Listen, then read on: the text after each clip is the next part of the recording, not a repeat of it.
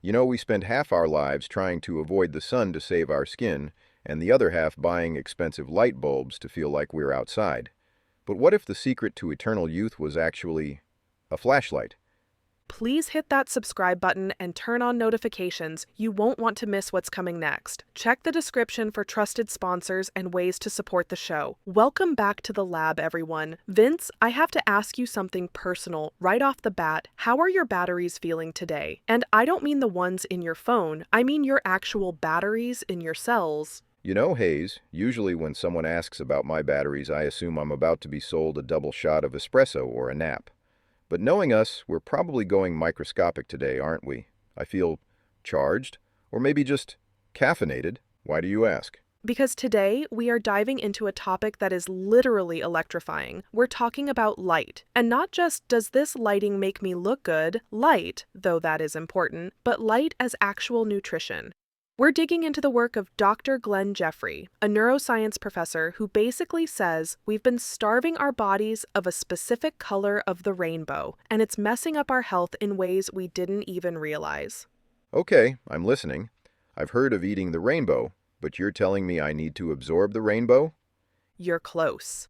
It turns out that for millions of years, humans evolved under sunlight, which is this big, beautiful, smooth buffet of different light wavelengths. You've got your blues, your greens, your yellows, and a huge serving of red and infrared light. But recently, we moved indoors and switched to LEDs. And apparently, that shift is kind of like switching from a gourmet meal to a diet of pure sugar. That is a terrifying analogy. So, LEDs are the junk food of the light world. According to the research we're looking at today, yes, it's being called a potential public health issue on the level of asbestos. Whoa. Asbestos? That is a heavy word to throw around for a light bulb. I just bought a pack of those daylight LEDs for the kitchen.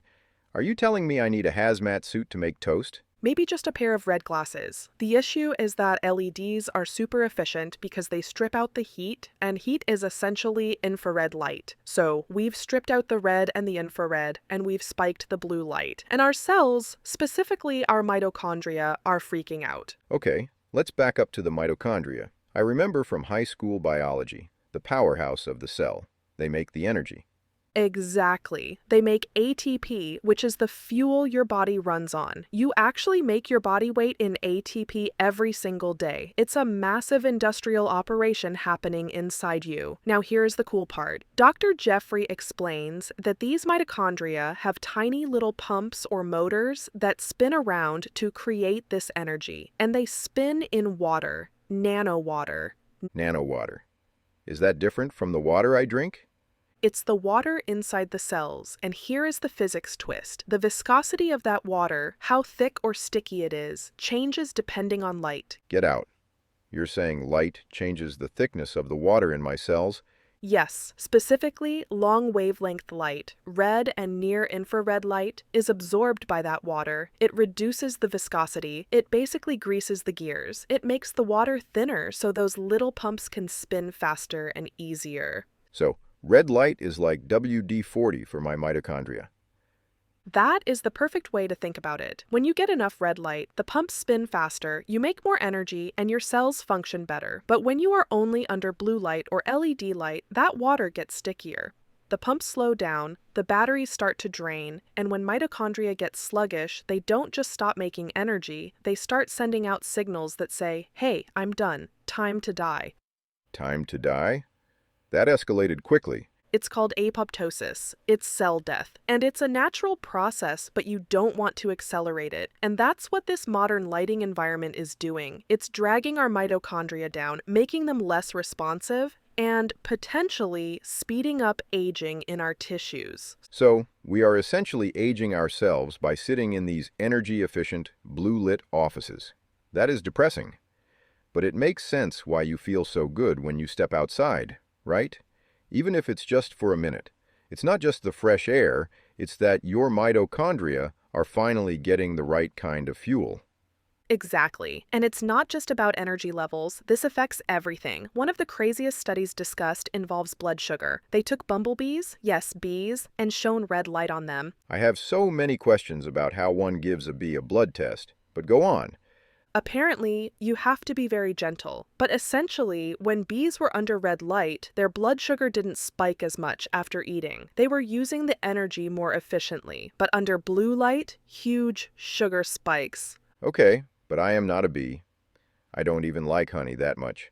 Did this work on humans? It did. They did a glucose tolerance test on people. When they were exposed to red light on their backs, just their backs, before drinking it, their blood sugar spikes were significantly lower, reduced by something like 20%. Hold on. You shine a light on your back and your blood sugar improves? That implies the effect is systemic. It's traveling through the body. That's the mind-blowing part. We tend to think light just hits our skin and stops, like a tan. But long-wavelength light, red and infrared, penetrates. It goes through your skin, through your clothes, and it scatters around inside your body. It's bouncing around in there, reaching organs deep inside. So if I'm wearing a t-shirt, the red light is still getting through?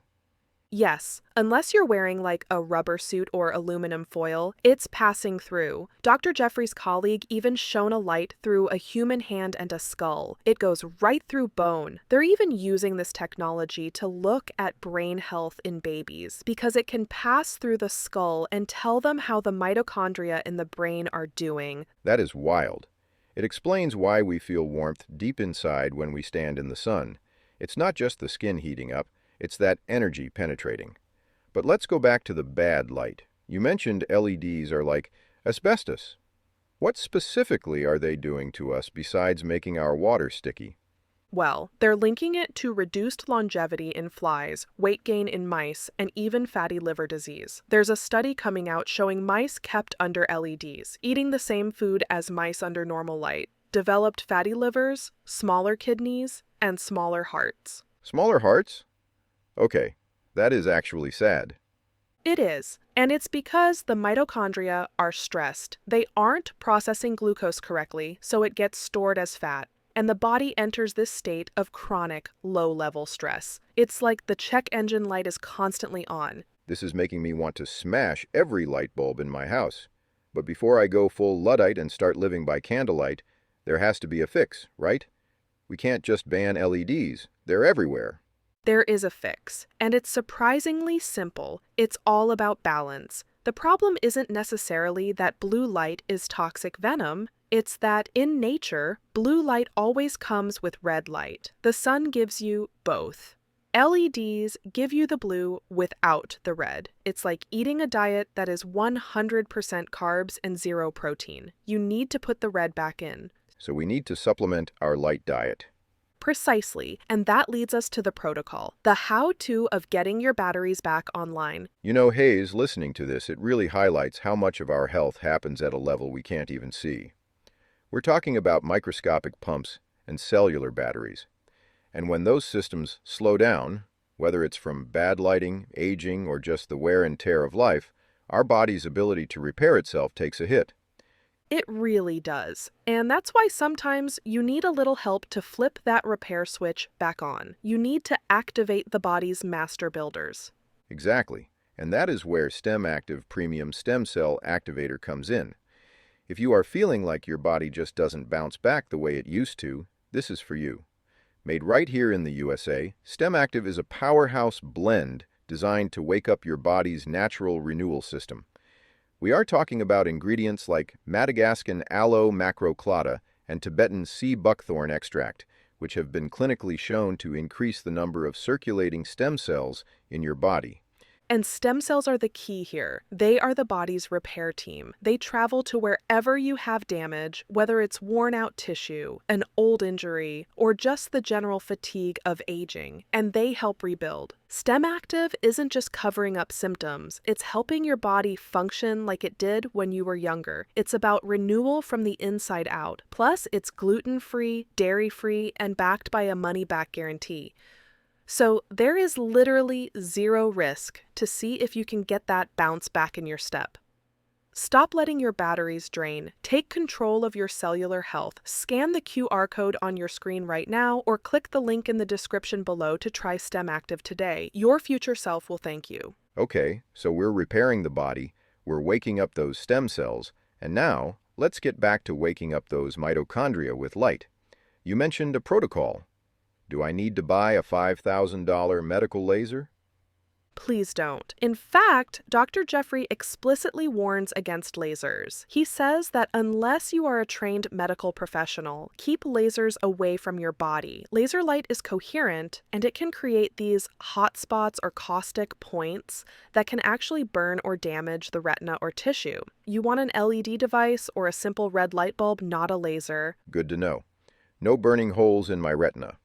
So, what's the sweet spot? What kind of light are we looking for? You're looking for long-wavelength light, specifically around 670 nanometers and up, that deep red bordering on invisible infrared. And the protocol they used in the lab to improve vision, which we should talk about, was incredibly simple. Yes, tell me about the vision study. I feel like everyone I know over 40 is suddenly holding menus at arm's length. It's the classic sports car analogy. Your retina has the most mitochondria of any part of your body. It's a high-performance engine, but because it works so hard, it burns out fast. That's why vision is often the first thing to go. So, Dr. Jeffrey's team had people stare into a deep red light, 670 nanometers, for just 3 minutes. 3 minutes? That's it? 3 minutes. And they found that if they did this in the morning, that timing is crucial. It improved their color contrast vision by about 20%, and the effect lasted for 5 days. Wait, one 3-minute session lasted almost a week? Yes, it's not a dose-response thing where more is better. It's a switch. You flip the switch, the mitochondria lay down more tracks. To use his train analogy, and the improved performance sticks around for days. So, you don't need to do this hours a day. Once every few days, in the morning, for a few minutes. Why the morning? Why can't I do this while I'm winding down at night? Because mitochondria have a daily rhythm, a circadian rhythm. In the morning, they are geared up to make energy. In the afternoon, they are doing other things. Dr. Jeffrey joked they're doing the ironing. They are resting and repairing. If you hit them with red light in the afternoon, it doesn't have the same effect. You have to catch the wave when the tide is rising, which is roughly before 11 a.m. Okay, so the protocol is get a red light device, doesn't have to be blindingly bright, just comfortable, and use it for about 3 minutes in the morning, maybe twice a week. Exactly. Distance-wise, you want it close enough to feel comfortable, but not hot or glaring. You can even do it with your eyes closed, because remember, red light goes right through your eyelids. It's super penetrative. That sounds suspiciously easy. And cheap. That's the beauty of it. Dr. Jeffrey is very passionate about this being zero-cost or low-cost consumer info. He's not trying to sell a proprietary machine. He's saying biology is responsive to this specific wavelength. And frankly, he's seen it work on everything from fruit flies to mice to humans. He even mentioned a story about a child with mitochondrial disease who saw significant improvements in mobility just by using red light. It's not a cure-all, but it helps the engine run better. It's amazing that something so simple can have such a profound effect. But let's say I don't want to buy another gadget. I'm trying to declutter. Is there a low-tech way to fix my light environment? Yes, the dog protocol. The dog protocol? Do I need to bark at the sun?